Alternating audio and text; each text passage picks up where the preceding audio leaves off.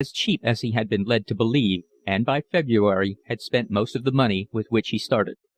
He was too proud to appeal to his guardian, nor did he wish Aunt Louisa to know that his circumstances were straitened, since he was certain she would make an effort to send him something from her own pocket, and he knew how little she could afford to. In 3 months he would attain his majority and come into possession of his small fortune. He tided over the interval by selling the few trinkets which he had inherited from his father. At about this time Lawson suggested that they should take a small studio which was vacant in one of the streets that led out of the Boulevard Raspail. It was very cheap. It had a room attached, which they could use as a bedroom, and since Philip was at the school every morning, Lawson could have the undisturbed use of the studio then. Lawson, after wandering from school to school, had come to the conclusion that he could work best alone, and proposed to get a model in 3 or 4 days a week. At first Philip hesitated on account of the expense, but they reckoned it out, and it seemed they were so anxious to have a studio of their own that they calculated pragmatically that the cost would not be much greater than that of living in a hotel. Though the rent and the cleaning by the concierge would come in a little more, they would save on the petit déjeuner, which they could make themselves. A year or 2 earlier Philip would have refused to share a room with anyone, since he was so sensitive about his deformed foot, but his morbid way of looking at it was growing less marked.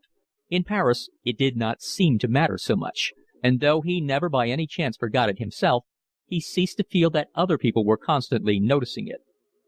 They moved in, bought a couple of beds, a washing stand, a few chairs, and felt for the first time the thrill of possession.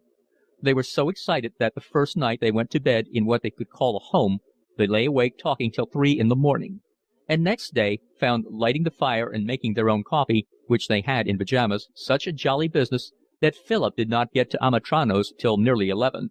He was in excellent spirits. He nodded to Fanny Price. "How are you getting on?" he asked cheerily. "What does that matter to you?" she asked in reply. Philip could not help laughing. "Don't jump down my throat. I was only trying to make myself polite." "I don't want your politeness." "Do you think it's worth while quarreling with me too?" asked Philip mildly. "There are so few people you're on speaking terms with as it is." "That's my business, isn't it?" "Quite." He began to work, vaguely wondering why Fanny Price made herself so disagreeable. He had come to the conclusion that he thoroughly disliked her. Everyone did. People were only civil to her at all from fear of the malice of her tongue, for to their faces and behind their backs she said abominable things. But Philip was feeling so happy that he did not want even Miss Price to bear ill feeling towards him. He used the artifice which had often before succeeded in banishing her ill humour. "I say, I wish you'd come and look at my drawing. I've got in an awful mess." "Thank you very much, but I've got something better to do with my time." Philip stared at her in surprise, for the one thing she could be counted upon to do with alacrity was to give advice. She went on quickly in a low voice, savage with fury. "Now that Lawson's gone you think you'll put up with me. Thank you very much. Go and find somebody else to help you. I don't want anybody else's leavings." Lawson had the pedagogic instinct. Whenever he found anything out he was eager to impart it, and because he taught with delight he talked with profit. Philip, without thinking anything about it, had got into the habit of sitting by his side. It never occurred to him that Fanny Price was consumed with jealousy, and watched his acceptance of someone else's tuition with ever increasing anger. "You were very glad to put up with me when you knew nobody here," she said bitterly, "and as soon as you made friends with other people you threw me aside like an old glove." She repeated the stale metaphor with satisfaction. "Like an old glove. All right, I don't care, but I'm not going to be made a fool of another time." There was a suspicion of truth in what she said, and it made Philip angry enough to answer what first came into his head. "Hang it all, I only asked your advice because I saw it pleased you." She gave a gasp and threw him a sudden look of anguish. Then 2 tears rolled down her cheeks. She looked frowsy and grotesque. Philip, not knowing what on earth this new attitude implied, went back to his work. He was uneasy and conscience-stricken, but he would not go to her and say he was sorry if he had caused her pain, because he was afraid she would take the opportunity to snub him. For 2 or 3 weeks she did not speak to him, and after Philip had got over the discomfort of being cut by her, he was somewhat relieved to be free from so difficult a friendship. He had been a little disconcerted by the air of proprietorship she assumed over him. She was an extraordinary woman. She came every day to the studio at 8 o'clock and was ready to start working when the model was in position. She worked steadily, talking to no one, struggling hour after hour with difficulties she could not overcome, and remained till the clock struck 12. Her work was hopeless. There was not in it the smallest approach even to the mediocre achievement at which most of the young persons were able after some months to arrive. She wore every day the same ugly brown dress, with the mud of the last wet day still caked on the hem, and with the raggedness which Philip had noticed the first time he saw her still unmended. But one day she came up to him and, with a scarlet face, asked whether she might speak to him afterwards. "Of course, as much as you like," smiled Philip. "I'll wait behind at 12." He went to her when the day's work was over. "Will you walk a little bit with me?" she said, looking away from him with embarrassment. "Certainly." They walked for 2 or 3 minutes in silence. "Do you remember what you said to me the other day?" she asked then on a sudden. "Oh, I say, don't let's quarrel," said Philip. "It really isn't worth while." She gave a quick, painful inspiration. "I don't want to quarrel with you. You're the only friend I had in Paris. I thought you rather liked me. I felt there was something between us. I was drawn towards you. You know what I mean, your club foot." Philip reddened and instinctively tried to walk without a limp. He did not like anyone to mention the deformity. He knew what Fanny Price meant. She was ugly and uncouth, and because he was deformed there was between them a certain sympathy. He was very angry with her, but he forced himself not to speak. "You said you only asked my advice to please me. Don't you think my work's any good?" "I've only seen your drawing at Amatrano's. It's awfully hard to judge from that." "I was wondering if you'd come and look at my other work. I've never asked anyone else to look at it. I should like to show it to you." "It's awfully kind of you. I'd like to see it very much." "I live quite near here," she said apologetically. "It'll only take you 10 minutes." "Oh, that's all right," he said. They were walking along the boulevard, and she turned down a side street, then led him into another, poorer still, with cheap shops on the ground floor, and at last stopped. They climbed flight after flight of stairs. She unlocked a door, and they went into a tiny attic with a sloping roof and a small window. This was closed, and the room had a musty smell. Though it was very cold, there was no fire and no sign that there had been one. The bed was unmade. A chair, a chest of drawers, which served also as a washstand, and a cheap easel were all the furniture. The place had been squalid enough in any case, but the litter, the untidiness, made the impression revolting. On the chimney-piece, scattered over with paints and brushes, were a cup, a dirty plate, and a teapot. "If you'll stand over there, I'll put them on the chair so that you can see them better." She showed him 20 small canvases, about 18 by 12. She placed them on the chair, one after the other, watching his face. He nodded as he looked at each one. "You do like them, don't you?" she said anxiously after a bit. "I just want to look at them all first," he answered. "I'll talk afterwards." He was collecting himself. He was panic-stricken. He did not know what to say. It was not only that they were ill-drawn, or that the colour was put on amateurishly by someone who had no eye for it, but there was no attempt at getting the values, and the perspective was grotesque. It looked like the work of a child of 5, but a child would have had some naivete and might at least have made an attempt to put down what he saw. But here was the work of a vulgar mind, chock full of recollections of vulgar pictures. Philip remembered that she had talked enthusiastically about Monet and the Impressionists, but here were only the worst traditions of the Royal Academy.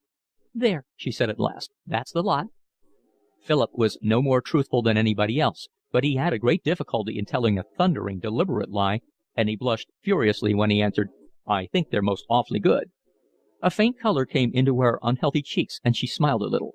"You needn't say so if you don't think so, you know. I want the truth." "But I do think so." "Haven't you got any criticism to offer? There must be some you don't like as well as others." Philip looked round helplessly. He saw a landscape, the typical picturesque bit of the amateur, an old bridge, a creeper-clad cottage, and a leafy bank. "Of course, I don't pretend to know anything about it," he said, "but I wasn't quite sure about the values of that." She flushed darkly, and taking up the picture quickly turned its back to him. "I don't know why you should have chosen that one to sneer at. It's the best thing I've ever done. I'm sure my values are all right. It's a thing you can't teach anyone. You either understand values or you don't." "I think they're all most awfully good," repeated Philip. She looked at them with an air of self-satisfaction. "I don't think they're anything to be ashamed of."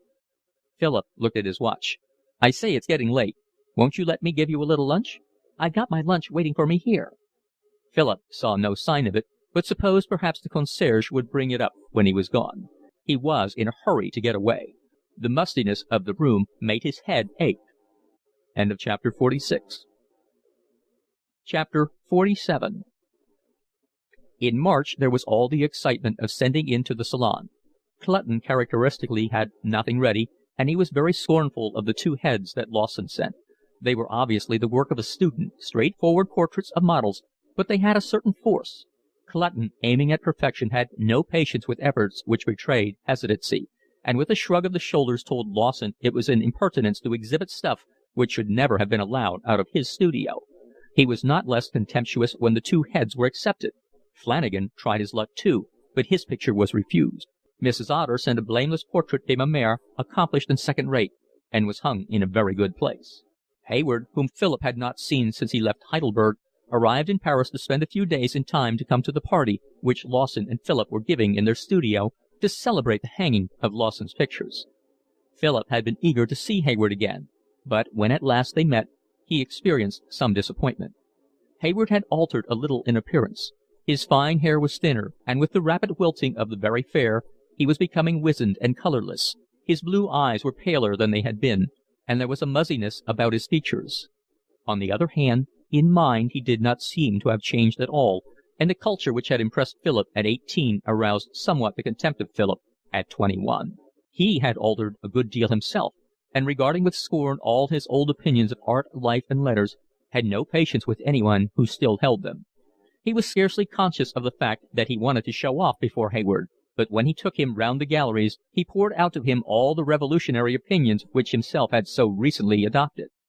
He took to Manet's Olympia and said dramatically, "I would give all the old masters except Velasquez, Rembrandt, and Vermeer for that one picture." "Who was Vermeer?" asked Hayward. "Oh, my dear fellow, don't you know Vermeer? You're not civilized. You mustn't live a moment longer without making his acquaintance. He's the one old master who painted like a modern." He dragged Hayward out of the Luxembourg and hurried him off to the Louvre. "But aren't there any more pictures here?" asked Hayward, with a tourist's passion for thoroughness. "Nothing of the least consequence. You can come and look at them by yourself with your Baedeker." When they arrived at the Louvre, Philip led his friend down the long gallery.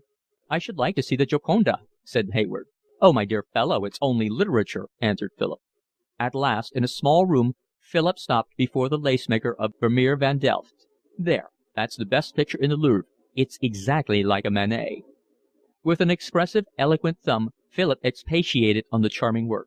He used the jargon of the studios with overpowering effect.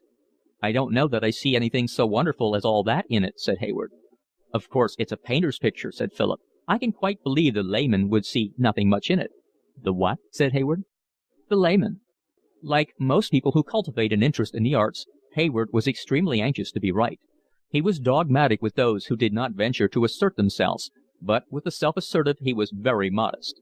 He was impressed by Philip's assurance, and accepted meekly Philip's implied suggestion that the painter's arrogant claim to be the sole possible judge of painting has anything but its impertinence to recommend it.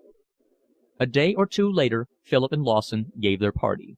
Cronshaw, making an exception in their favour, agreed to eat their food, and Miss Chalice offered to come and cook for them. She took no interest in her own sex and declined the suggestion that other girls should be asked for her sake. Clutton, Flanagan, and Potter and two others made up the party. Furniture was scarce, so the model stand was used as a table, and the guests were to sit on portmanteau if they liked, and if they didn't, on the floor. The feast consisted of a pot au feu, which Miss Chalice had made, of a leg of mutton roasted round the corner and brought round hot and savoury. Miss Chalice had cooked the potatoes, and the studio was redolent of the carrots she had fried. Fried carrots were her specialty. And this was to be followed by pois flambés, pears with burning brandy, which Cronshaw had volunteered to make.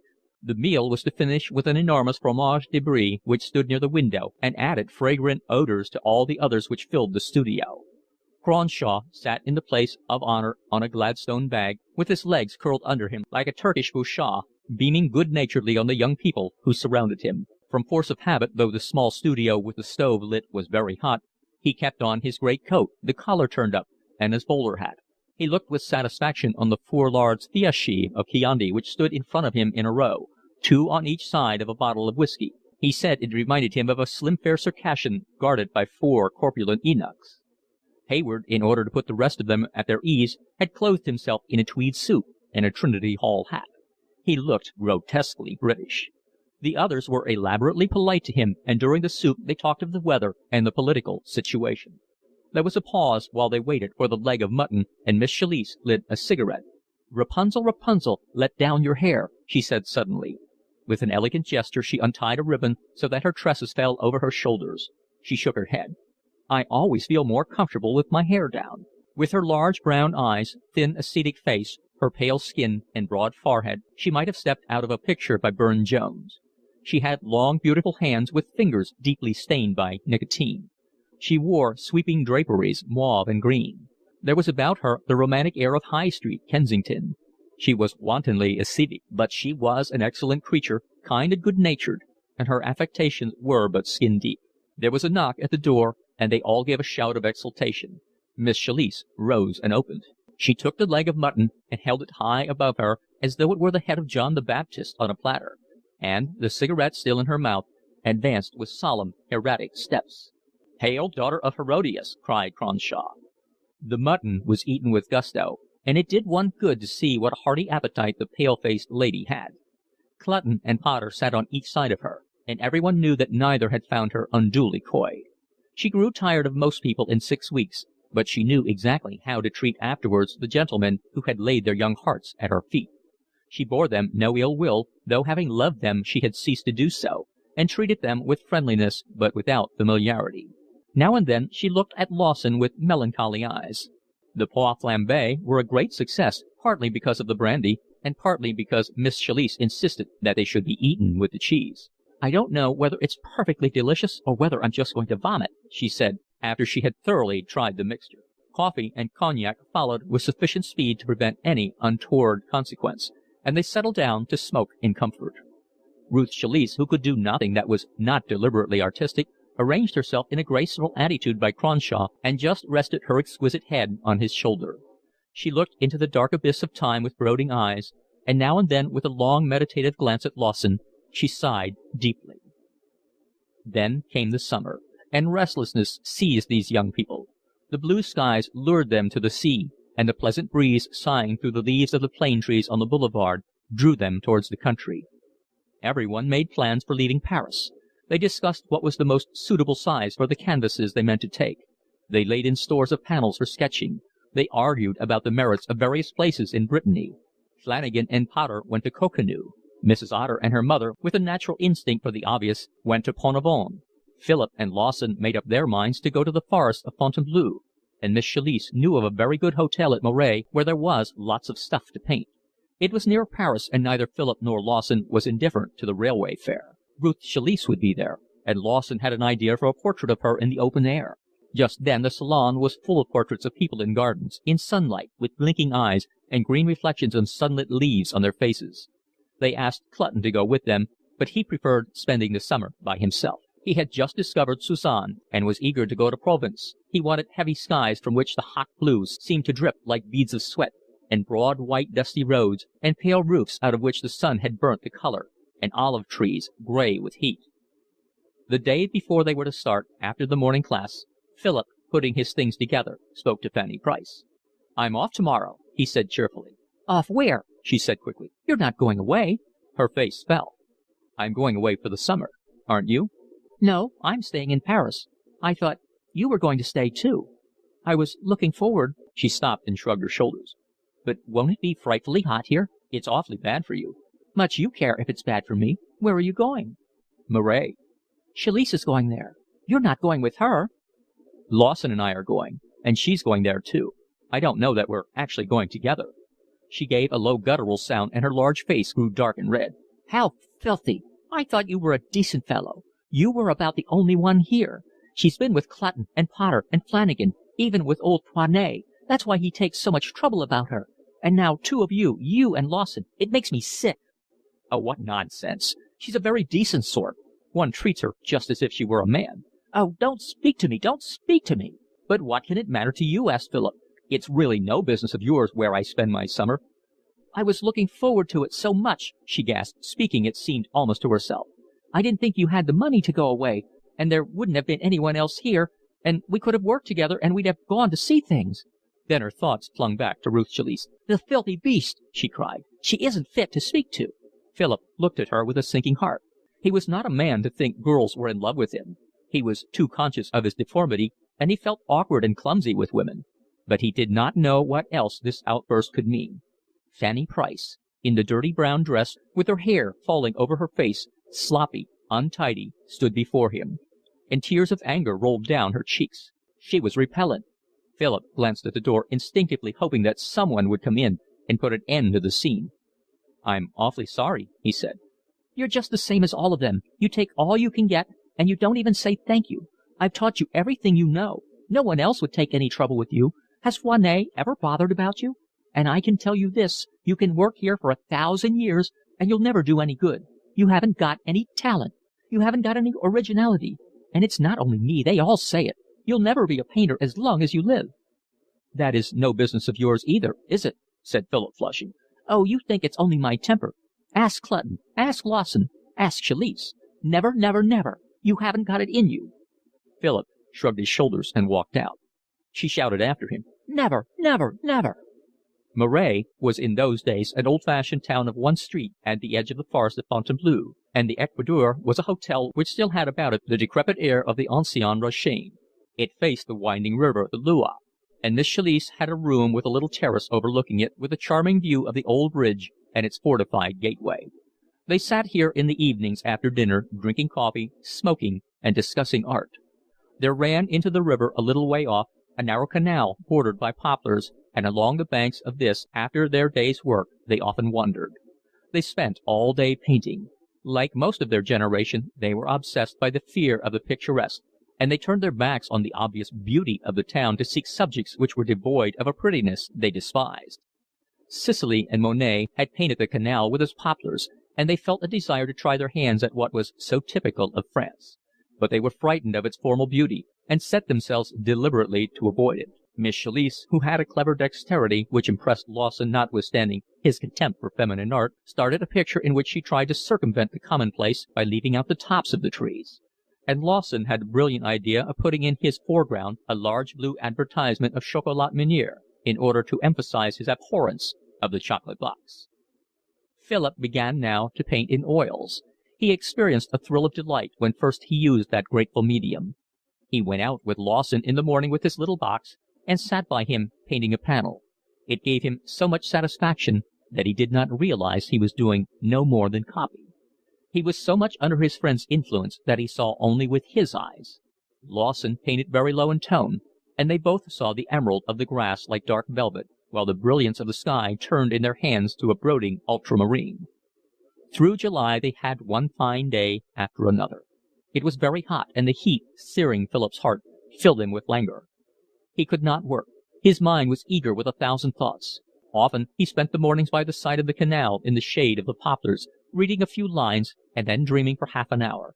Sometimes he hired a rickety bicycle and rode along the dusty road that led to the forest, and then lay down in a clearing. His head was full of romantic fantasies. The ladies of Watteau, gay and insouciant, seemed to wander with their cavaliers among the great trees, whispering to one another careless, charming things, and yet somehow oppressed by a nameless fear. They were alone in the hotel but for a fat Frenchwoman of middle age, a Rabelaisian figure with a broad, obscene laugh. She spent the day by the river patiently fishing for fish she never caught, and Phillips sometimes went down and talked to her. He found out that she had belonged to a profession whose most notorious member for her generation was Mrs. Warren, and having made a competence she now lived the quiet life of the bourgeois. She told Philip lewd stories. "You must go to Seville," she said. She spoke a little broken English. "The most beautiful women in the world." She leered and nodded her head. Her triple chin, her large belly, shook with inward laughter. It grew so hot that it was almost impossible to sleep at night. The heat seemed to linger under the trees as though it were a material thing. They did not wish to leave the starlit night, and the three of them would sit on the terrace of Ruth Chalice's room, silent, hour after hour, too tired to talk any more, but in voluptuous enjoyment of the stillness. They listened to the murmur of the river. The church clock struck 1 and 2 and sometimes 3 before they could drag themselves to bed. Suddenly Philip became aware that Ruth Chalice and Lawson were lovers. He divined it in the way the girl looked at the young painter and in his air of possession. And as Philip sat with them he felt a kind of effluence surrounding them, as though the air were heavy with something strange.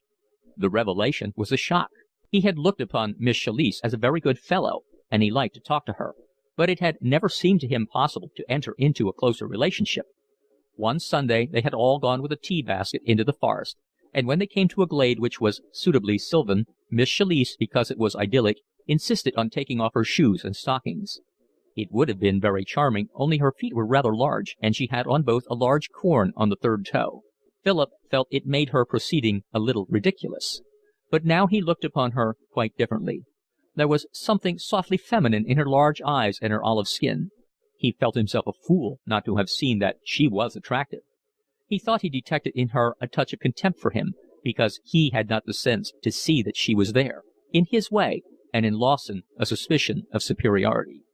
He was envious of Lawson, and he was jealous, not of the individual concerned, but of his love. He wished that he was standing in his shoes and feeling with his heart. He was troubled, and the fear seized him that love would pass him by. He wanted a passion to seize him. He wanted to be swept off his feet and borne powerless in a mighty rush he cared not whither. Miss Chalice and Lawson seemed to him now somewhat different, and the constant companionship with them made him restless. He was dissatisfied with himself.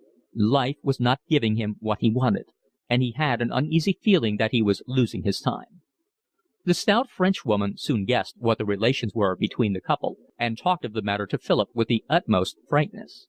"And you," she said, with the tolerant smile of one who had fattened on the lust of her fellows, "have you got a petite amie?" "No," said Philip, blushing.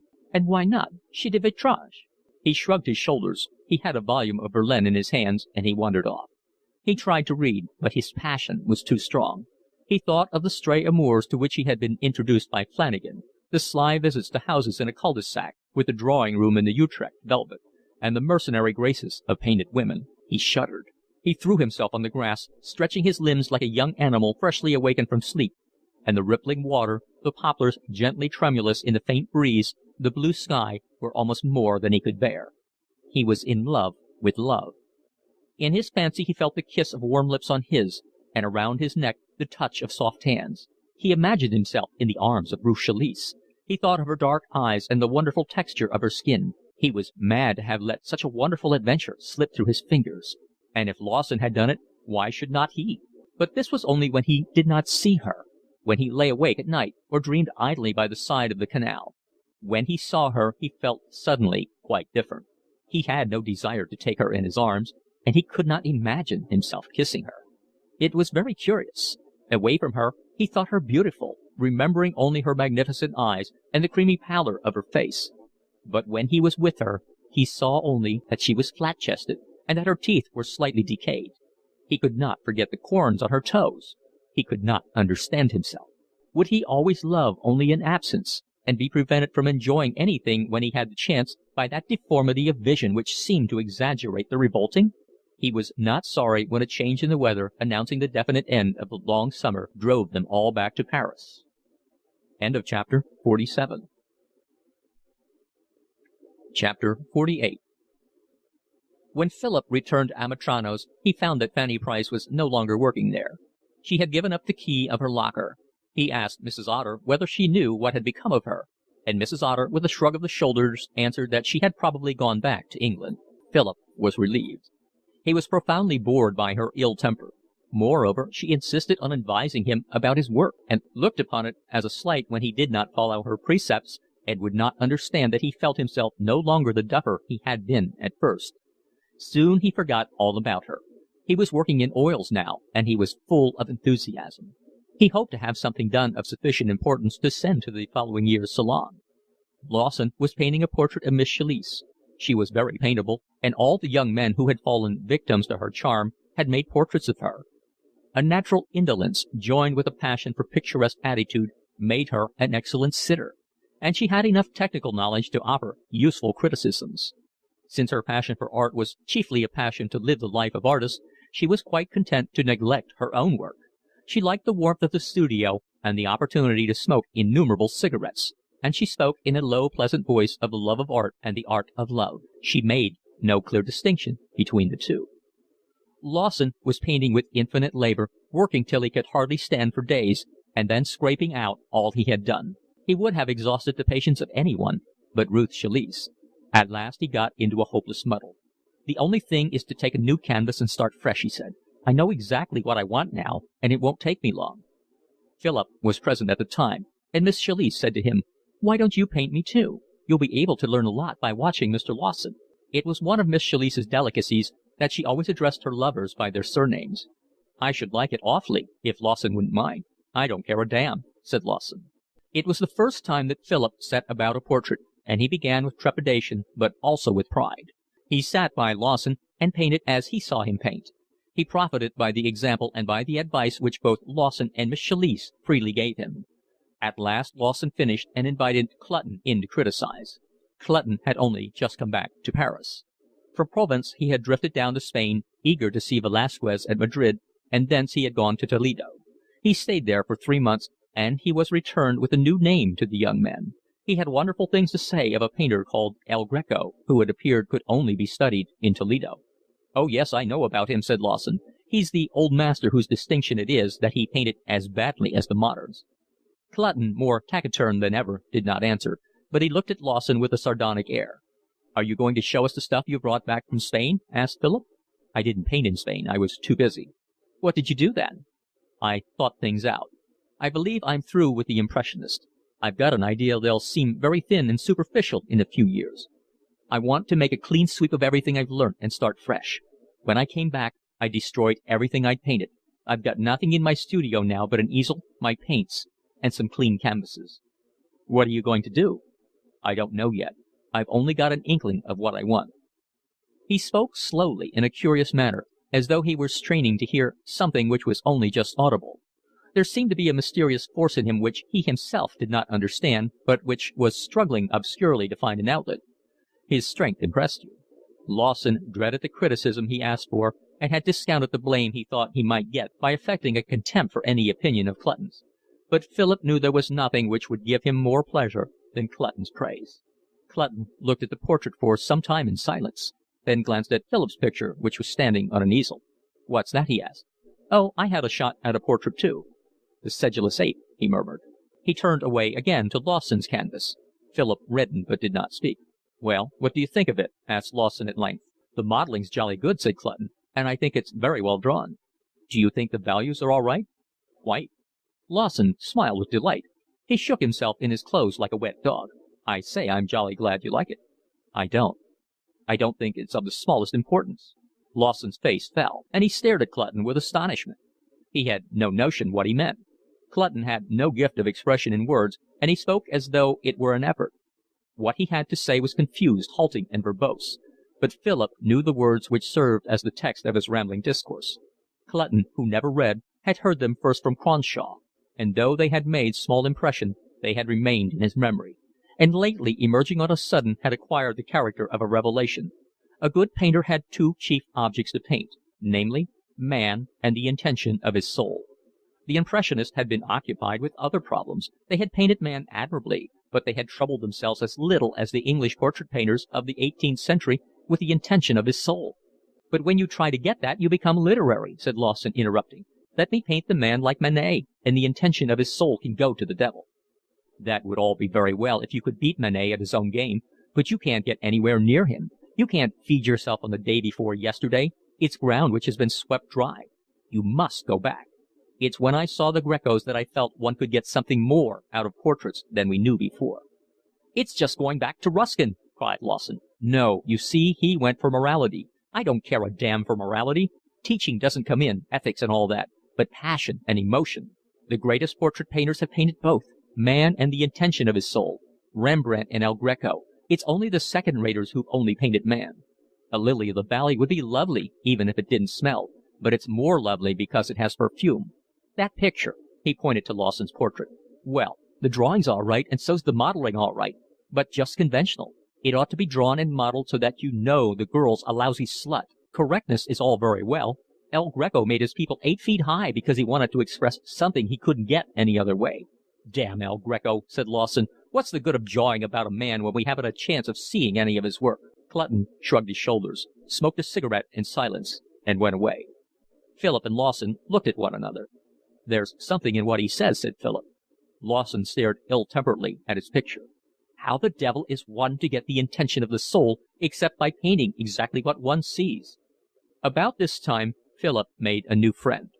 On Monday morning models assembled at the school in order that one might be chosen for the week, and one day a young man was taken who was plainly not a model by profession. Philip's attention was attracted by the manner in which he held himself. When he got on to the stand he stood firmly on both feet, square, with clenched hands, and with his head defiantly thrown forward. The attitude emphasized his fine figure. There was no fat on him, and his muscles stood out as though they were of iron. His head, close cropped, was well shaped, and he wore a short beard. He had large dark eyes and heavy eyebrows. He held the pose hour after hour without appearance of fatigue. There was in his mien a mixture of shame and of determination.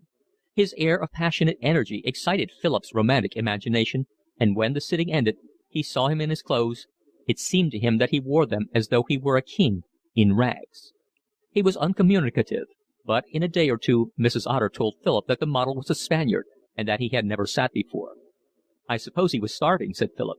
"Have you noticed his clothes? They're quite neat and decent, aren't they?"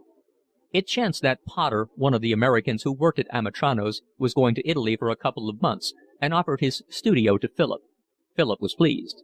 He was growing a little impatient of Lawson's peremptory advice, and wanted to be by himself. At the end of the week he went up to the model and, on the pretense that his drawing was not finished, asked whether he would come and sit to him one day. "I'm not a model," the Spaniard answered. "I have other things to do next week."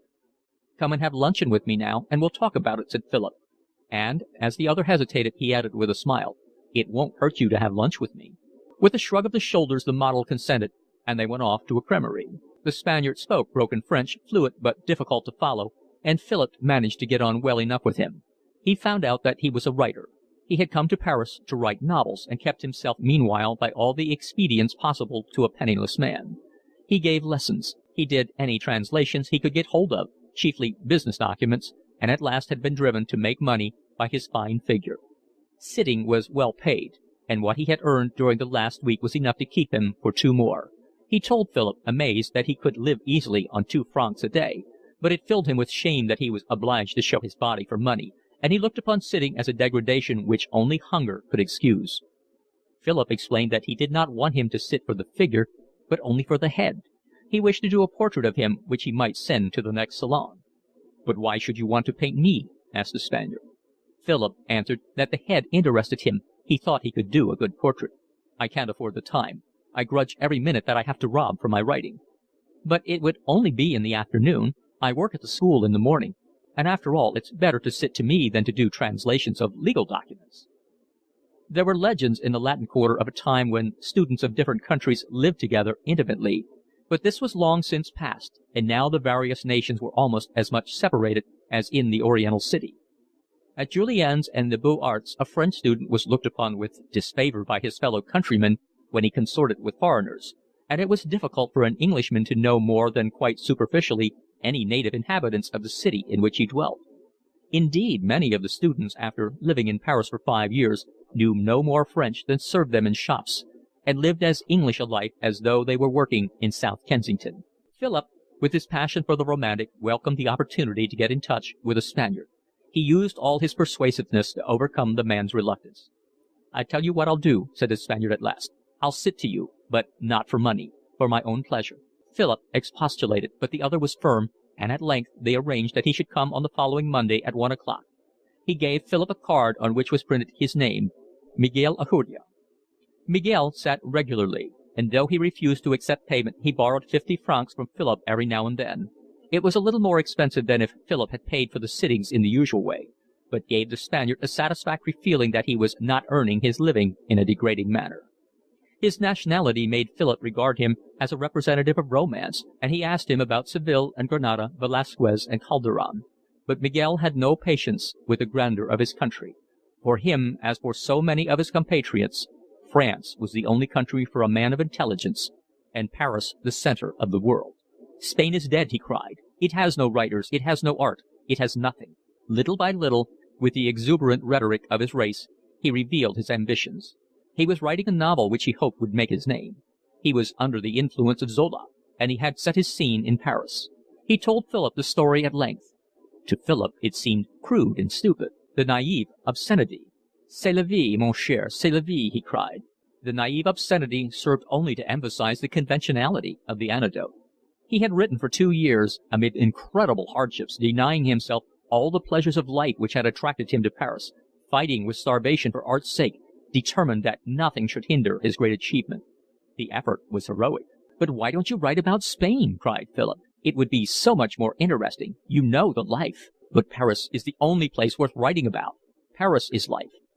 One day he brought part of the manuscript, and in his bad French, translating excitedly as he went along so that Philip could scarcely understand, he read passages. It was lamentable.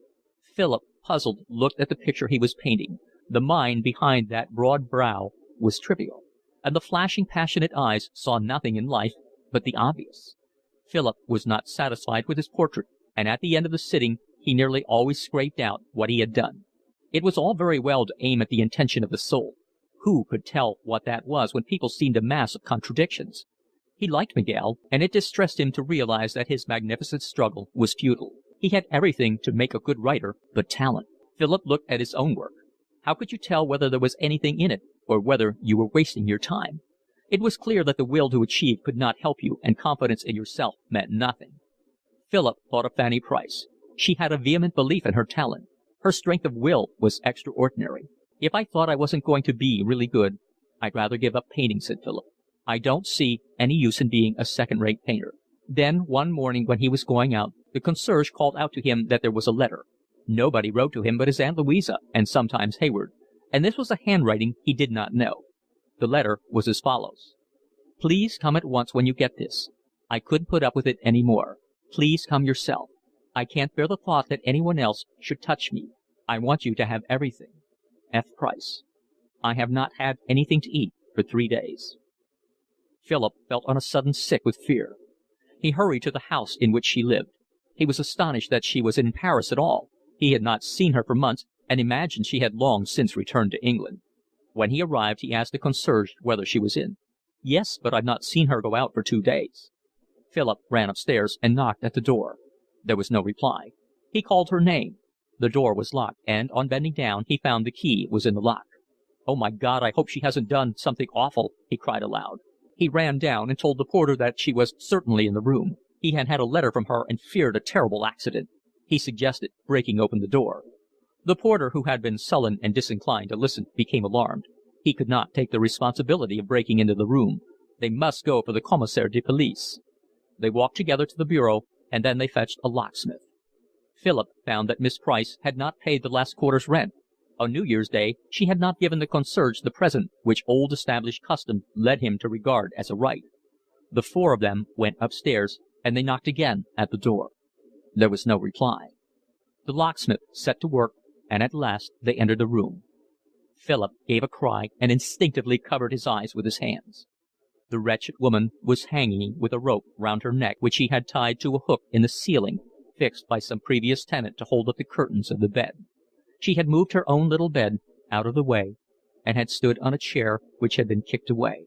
It was lying on its side on the floor. They cut her down. The body was quite cold. End of chapter 48. Recording by